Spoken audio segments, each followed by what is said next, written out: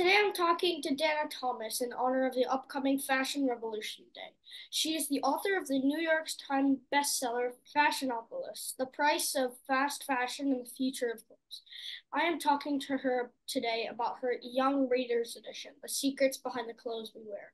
Miss Thomas, thanks so much for joining me today. Thank you for having me. I'm pleased to be doing this with you. She has written for the Washington Post, Newsweek, the New York Times, the New Yorker, the Wall Street Journal, the Financial Times, Vogue, Harper's Bazaar, Architectural Digest, as well as several books of her own. In 2016, the French government named her a Chevalier of the Order of Arts and Letters, making her a knight. I've talked to someone with the Order of Canada before, but never a knight. Was that amazing to be knighted? It was pretty amazing to be knighted. I got it from the Minister of Culture, and I couldn't believe it. It's pretty exciting, right? Yeah. Miss Thomas, I loved your book. I was horrified to hear how unsustainable fashion is. It's responsible for 10% of all carbon emissions and 60% of all clothes are made from fossil fuels. What things should we never buy? In the end, if we can avoid buying clothes made with fossil fuels, we should, because basically those are plastic clothes. Fossil fuels, petroleum-based things, that's plastic. So anything that has nylon or polyester, elastane, these materials that are basically plastic because they never biodegrade. And because when we wash them, they release microfibers in the laundry, and that goes into the water systems and then gets in the fish and it gets in us, which is kind of gross. So it's better to try to remain faithful to natural fibers like wool and cotton and cashmere if you have a bit of money, and silk and linen, things that come out of the earth that are grown with Mother Nature as opposed to made out of fossil fuels and made in a laboratory. Yeah. This system makes no sense. Why not buy a good, well-made, nice pair of pants with environmentally friendly materials that will last a decade for $100 instead of five pairs of pants for $29 each that will only last you 2 years? If even. And buy from the country you live in to avoid all the carbon costs of shipping everything. Pay the people who make it. Right. If you have to buy something, where's the best and worst place to buy anything like a t-shirt? I don't know about the best place, but the best kind of t-shirt to buy is one that is made of really good materials like organic cotton because it'll last so much longer. It's better fabric. When they talk about cotton, cotton grows in flowers. That's what the cotton ball is actually a flower on the plant. And they talk about the length of the filaments that are in that flower. And organic cotton has very long, strong filaments. And genetically modified or conventional cotton, which uses a lot of chemicals and herbicides and pesticides, has a much shorter and more fragile filament. So already getting an organic cotton shirt is a healthier shirt because it's stronger and it doesn't have all these toxic elements in it against your skin. We always say our skin is the largest organ of our body, right? And it's very porous.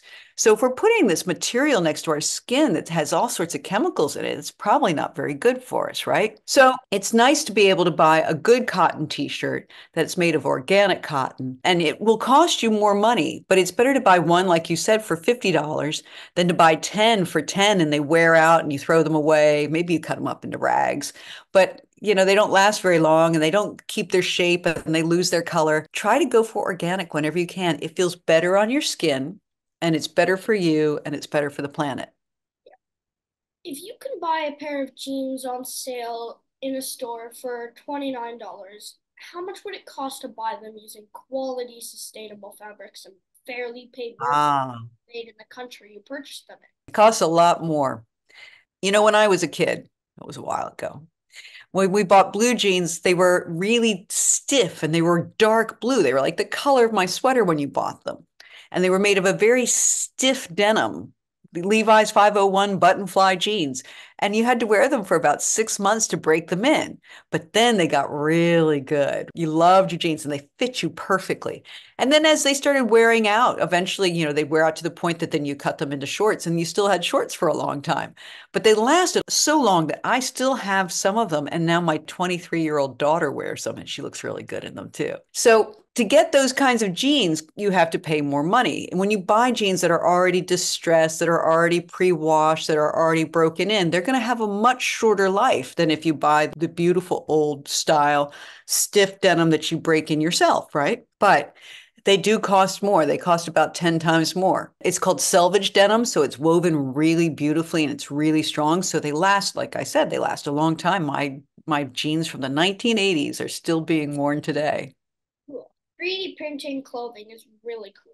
What if one day you could take socks with holes and drop them in a textile recycling machine and 3D print new socks? I'm kind of hard on my socks. I do a lot of sliding across the floor at home. I love that. How far away is that sort of technology, do you think? There's already some 3D printing being done in fashion. A lot of your tennis shoes, your sneakers, your running shoes, and sports shoes are now 3D printed. You know, the top, when you have a running shoe and you have the bottom part, which is sort of rubbery materials, and then you have that knit part on top, unless it's like canvas, like a Converse sneaker. But if it's one of these cool new running shoes that's super knit and lightweight, that was probably 3D printed. And then we also have 3D printing for things like glasses rims. We have 3D printed jewelry. A lot of knitwear is 3D printed. It's already coming into the fashion world in different areas, which is kind of interesting. Will we ever be able to like go onto Amazon and order something and then we 3D print it ourselves and it's clothes? I don't know. It kind of sounds like sci-fi. But then, you know, the whole world of cell phones today was something that when I was a kid, we couldn't have even imagined. And doing this, like us talking, that was something we saw in cartoons, you know, and it seemed really sci-fi. And here we are doing it. Yeah, I feel like it would work because you talked about those stiff denim jeans. If Hmm. they are stiff, they won't just flop over, so it makes them easier to 3D print. Absolutely, absolutely.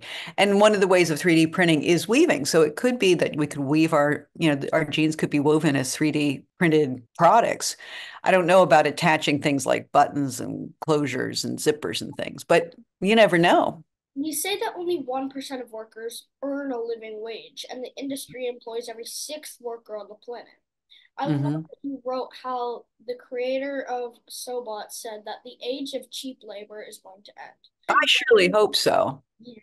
I read that the International Labor Organization said that a large percentage of 170 million child laborers aged 5 to 17 are forced to make fabric or clothes. This is really horrible. It's really horrible. I went to a factory in Bangladesh where they were making blue jeans for a fashion company. It wasn't Levi's, but it was a fashion company. And there were children in the factory working barefoot and very thin and looking very poor, looking like they weren't being treated well. The factory itself was really dirty and dangerous. The floors were all rough, and so you get splinters in your feet, and there were bars on the windows, so if there was a fire or anything, they wouldn't be able to get out. It was terrible, terrible place. And the people working there were like 13, 14 years old. They were young. They were really young. And they weren't in school. They were in a factory. And you can be sure that they weren't being paid what the grown-ups were being paid because, you know, they're kids on top of it. So if the grown-ups are being paid half of a living wage, then the kids were probably being paid half of that, right? So it's really terrible that this system exists. One of the reasons our clothes are so cheap, and they've never been cheaper than they are today, is because nobody along the way of making them, from the farmer all the way to the store clerk, is really paid what they're worth. And when people say they can't afford to pay more for clothes, well, one of the reasons they can't afford to be paying more for clothes is because they aren't being paid what they're worth. So we have to start paying everybody properly and pay them what they're worth for their time and their skills. And then we'll have a healthier economy and a healthier society. Yeah. Is there a tag I can look for to make sure my clothes are not ever made by kids? There isn't a tag you can look for, unfortunately. Even if it says made in the USA, sometimes that's a little bit, I mean, they're not going to be made by kids in the USA, but they might not be made in a factory that's following all the rules and the laws. It might be a secret factory in Los Angeles or on the islands of the Pacific where they're not really paying people what they're worth. Yeah, shoppers now buy 5 times more clothes than when my mom was my age. That's 67 items per year.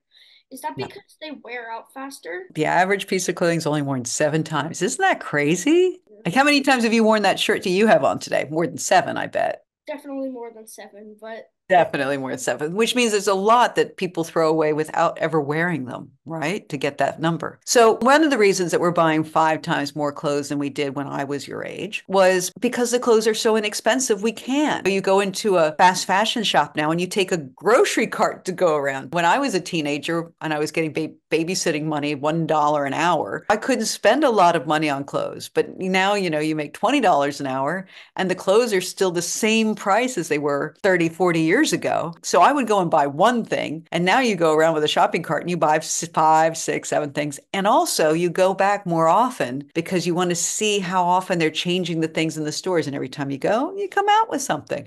So we're buying more because it's cheaper and because it's easy, because it's everywhere, right? And you can shop online too. So we're buying all these clothes so fast and therefore we get bored with them or they wear out because they're not very well made and then they get thrown away. And that's a terrible thing because when they get thrown away, they go into landfill. And as I said in the very beginning, 60%, 2/3 of those clothes contain polyester, petroleum based fabrics that are plastic, so they never biodegrade. So our landfills are just filled with plastic clothes. I get almost all my clothes from Value Village, a secondhand store in my area. And I got this Holt Renfrew Paddington Bear wool coat. And the tag looks super old, but still looks really Oh, great. it looks great. Looks great. And I bet it's super warm, huh? Yeah.